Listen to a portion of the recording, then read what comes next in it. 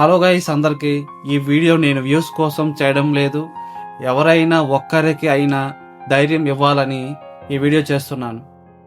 నా లైఫ్లో నేను ఇంటర్ అండ్ బ్యాచిలర్స్ ఎలా కంప్లీట్ చేశానో మీతో షేర్ చేసుకుందామని ఈరోజు మీ అందరి ముందుకు వచ్చాను.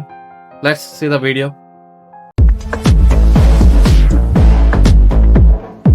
ఇంటర్ రిజల్ట్స్ వచ్చిన రోజు అందరూ చాలా సంతోషంగా ఉన్నారు. కానీ నేను మాత్రం ఎక్కడో లోపలికి కూర్చున్నాను. ఎందుకంటే ఆ రోజు నేను ఫెయిల్ అయ్యాను. ఆ రోజు నాకు ఒకే ఒక ఆలోచన, ఇక్కడ నుంచి నా లైఫ్ ఏమవుతుంది అనే థాట్ నా మైండ్లో ఉండిపోయింది. ఇది అక్కడితో ఆగలేదు.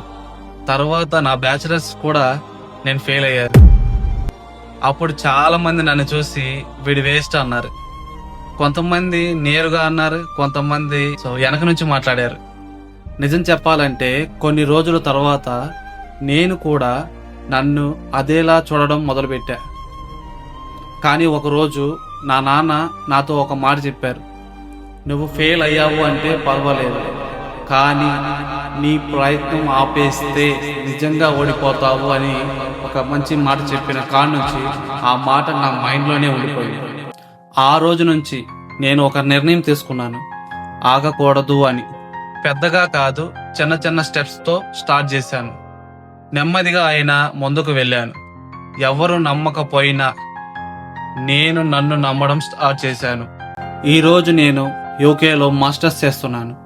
ఇది నా ఫైనల్ సక్సెస్ కాదు, కానీ ఒక విషయం మాత్రం క్లియర్గా గుర్తుపెట్టుకోండి, ఫెయిల్ అయిన వాళ్ళు కూడా ముందుకు వెళ్ళగలరు.